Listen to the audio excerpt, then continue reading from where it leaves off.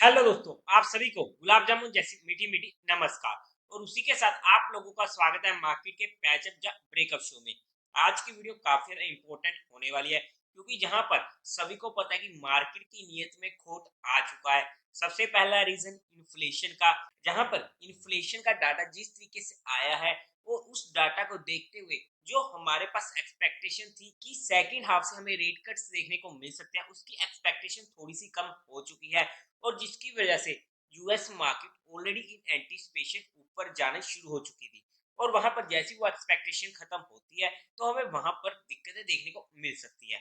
और अगर US market में दिक्कतें देखने को मिलेंगी, तो obviously all over the world वो दिक्कतें हमें देखने को मिलेगी। ऑलरेडी जहां पर आग लग चुकी थी, और वहीं पर ही आग में डल गया पेट्रोल।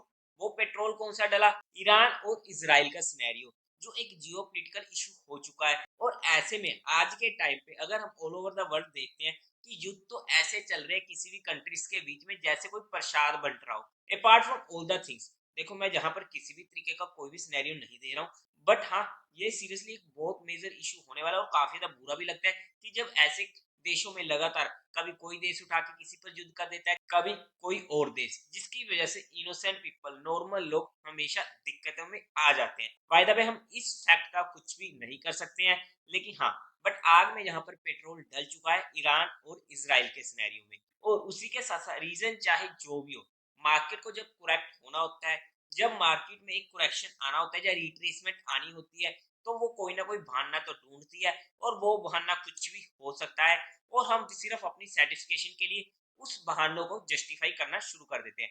बट अब क्या करना चाहिए हमें मार्केट में, उसे हम डिटेल में स्टडी आउट करने की कोशिश करेंगे। अगर हम सबसे पहले फ्राइडे के दिन का एफआईआई और डीआई डाटा देखते हैं, तो वहां पर डीआईआई ने 6340 करोड़ की बाइंग करी है, वहीं पर एफआई ने 8000 करोड़ की सेलिंग करी है। एफआई की तरफ से हमें एक मेजर सेलिंग देखने को मिली है, और ओवरऑल में भी एक मेजर फिगर हमारे लिए सेलिंग साइड का होने वाला है, जो हमारे लिए और मार्केट के लिए नेगेटिव होने वाला है। अब अगर हम मार्केट की बात करते हैं, तो उससे पहले आप लोगों को म्यूचुअल फंड में या इंश्योरेंस सेगमेंट में कोई भी हेल्प की रिक्वायरमेंट है, या आप लोग चाहते हो कि being a mutual fund distributor हम आपका पैसा मैनेज करने में आपकी हेल्प करें, चाहे फिर एसआईपी हो, एसटीपी हो, एसडब्ल्यूपी हो, बूस्टर एसटीपी हो, या लमसम अमाउंट हो, तो आपको डिस्क्रिप्शन में मेरा नंबर मिल जाएगा। आप मुझसे कांटेक्ट कर सकते हैं, आपकी क्वारी को जल्दी से जल्दी सॉल्व कर दिया जाएगा। अब अगर हम मार्केट की बात करते हैं, देखो जिस तरीके का हमें देखने को मिल रहा है, तो यहाँ पर काफी ज्यादा हाई प्रोबेबिलिटी है कि हमें एक अच्छा गैप डाउन कल देखने को मिल सकता है। बट गैप डाउन के बाद कैसे परफॉर्म करेगी मार्केट, या इस वीक या स्पेशली आने वाले एक दो दिनों में मार्केट पूरी चलेगी सेंटीमेंट्स के ऊपर। जहां पर लेवल्स काम करेंगे या नहीं करेंगे हम कुछ नहीं कह सकते, बट हमारा काम है हमें लेवल्स के ऊपर मार्केट को स्टडी आउट करना। और अगर हमारी कोई भी पोजीशन है, तो हमें अपने स्टॉप लॉसेस की रिस्पेक्ट करनी पड़ेगी। बट फिर भी अगर हम मार्केट की बात करते हैं इंट्राडे पर्सपेक्टिव, तो वहां पर इंट्राडे पर्सपेक्टिव की बजाय अगर हम टेक्निकली बात करते हैं वीकली बेसिस पर, तो वहां पर अगर हमने डेली कैंडल चार्ट को वहां पर ओपन करते हैं, तो ये हमारे पास ऊपर हाई बन चुका है मार्केट का, जो हमारे लिए रेजिस्टेंस का काम करने वाला है। और हमारे पास जो मेजर सपोर्ट रहेगी वो ये वाली रहेगी, जहां पर मार्केट ने अल्ट्रा शॉर्ट टर्म में अपना बॉटम बनाया था। ये हमारे लिए इंपॉर्टेंट सपोर्ट होने वाली है। बट क्या इस सपोर्ट को अंडरकट कर सकती है? Chances yes. क्या इमीडिएट करेगी? इमीडिएट नहीं कह रहा हूँ, बट हाँ, आने वाले टाइम में या इस मंथ में, अगर जहां पर सिचुएशंस काफी ज्यादा बिगड़ती हैं। अब बिगड़ने का मतलब क्या है? जैसे कि ईरान इसराइल का मैटर काफी लंबा चलता है, उसका हमें कैसे पता लगेगा?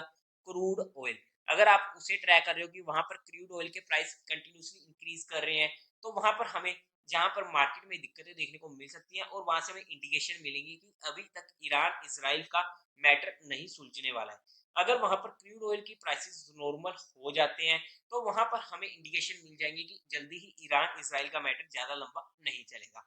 तो वहां पर सबसे इंपॉर्टेंट फैक्टर रहेगा क्रूड ऑयल को ट्रैक आउट करना, और ये हमारे एक इंपॉर्टेंट फैक्टर होने वाला है। और अगर क्रूड ऑयल के प्राइसेस नहीं कंट्रोल में आते हैं, और वहां पर हमें इंक्रीज देखने को मिलता है, और या फिर ईरान इसराइल का मैटर लंबा चलता है, तो ये हमें एक बार अंडरकट हो सकता है। अंडरकट होने के बाद क्या ये मार्केट 21,000, 20,000, 18,000, जिसकी हर कोई कह रहा है कि मार्केट तो गया गया, वहां तक आ जाएगा? पर्सनली मुझे ऐसा फील नहीं होता, कि 21,000 भी एक ऐसा लेवल है कि अगर बाय चांस वहां पर भी मार्केट आता है, तो उसकी भी पॉसिबिलिटी काफी ज्यादा कम होने वाली है। देखो, बिल्कुल ही खत्म हो जाएगी ऐसा कभी भी कुछ भी नहीं होता मार्केट में। बट हाँ 21,000 भी एक बहुत डिफिकल्ट लेवल है कि अगर वो भी हमें मार्केट में देखने को मिलता है, अगर देखने को मिलता है फिर तो अच्छी बात है, हमारे पास तो एक अच्छा अपॉर्चुनिटी का मौका होगा। बट जो हमारे पास फाइनल लेवल इसको कट आउट करने के बाद भी जो निकल कर आता है वो तो हमारे 21,500 के पास का। अब अगर हम बात करते हैं तो यहाँ पर अगर ये लेवल करता है 21,380 का, तो हमें वहां पर 22,250 तक के लेवल देखने को मिल सकता है और ये हमारे पास सपोर्ट होने वाली है। जहाँ पर अगर इस स्पोर्ट से हमें बाउंस देखने को मिलता है तो एक अच्छा बाउंस देखने को मिल सकता है इमीडिएट बेसिस पर, बट हमें कंफर्मेशन का वेट करना पड़ेगा कि जैसे ये स्पोर्ट लेने लगी और जहाँ पर थोड़ा सा टाइम बिताती है फ्लैट बेस में और इसको ब्रेकआउट देती है, तो हमें वहां पर इसके इंडिकेशन मिल जाएंगे। तो ये हमारे पास एक इंडिकेशन का लेवल हो जाएगा। ऑल्दो यहाँ पर हमने इंट्राडे पर्सपेक्टिव भी इन लेवल को स्टडी आउट कर रहे हैं, बट जो ऊपर को जाएगी मार्केट ना, जहाँ पर ट्रेल करना इंपॉर्टेंट होने वाला है, और उसी के साथ साथ अगर ये लेवल भी अंडरकट होता है तो वहां पर हमें सबसे पहला इंपॉर्टेंस पॉइंट मिलेगा 22,100 का, जो इसकी 50 की मूविंग एवरेज होने वाली है। और मेजर सपोर्ट तो हमारे पास होने वाला है ये, और इसके बीच में जो भी लेवल्स होंगे हम उनको बाद में डिस्कस कर लेंगे। और इमीडिएट बेसिस पर जो हमारे पास रेजिस्टेंस रहने वाला है 22,520 का रहने वाला है। बट इंपॉर्टेंट पॉइंट, हमें सबसे बड़ी बात की पैनिक नहीं होना है किसी भी सिनेरियो में। हमारा म्यूचुअल फंड का पोर्टफोलियो है, लॉन्ग टर्म का पोर्टफोलियो है, तो वहां पर ऐसे डिप्स हमें देखने को मिलते रहेंगे और वहां पर तो हमारे पास अपॉर्चुनिटी होती है कि हम वहां पर और इन्वेस्टमेंट करें, ताकि आने वाले टाइम में जब हमारा टाइम पीरियड लॉन्ग टर्म का है तो हमें ऐसी छोटी मोटी डिप से नहीं घबराना चाहिए। बट हाँ, जब हम ट्रेडिंग की पोजीशंस को लेते हैं या फिर हम इंट्राडे पर्सपेक्टिव काम करते हैं या हमारा स्विंग टर्म का पोर्टफोलियो होता है, तो वहां पर हमें हमारे स्टॉप लॉस की रिस्पेक्ट करनी चाहिए। अगर हिट होता है तो हमें उसकी रिस्पेक्ट भी करनी पड़ेगी। बाय द वे, अगर हमें म्यूचुअल फंड में एक एसआईपी टॉप अप करने का मौका मिलता है तो मैं आप लोगों को अपडेट कर दूंगा। बट फिर भी हमने जितनी भी चीजें जहां पर डिस्कस करी है वो सिर्फ एजुकेशन, लर्निंग और केस स्टडी पर्सपेक्टिव करी है। हमने जहां पर किसी भी तरीके की कोई भी इन्वेस्टमेंट टिप या एडवाइस नहीं दी है। फिर भी अगर आप लोगों को कोई भी काम करना हो तो एक बार अपने फाइनेंशियल एडवाइजर से कंसल्ट करके ही कीजिएगा। तो देवी और सज्जनों, उम्मीद है आप लोगों को ये वीडियो अच्छी लगी होगी, तो इस वीडियो को लाइक कीजिएगा, शेयर कीजिएगा और साथ ही साथ चैनल को सब्सक्राइब करें। हर हर महादेव।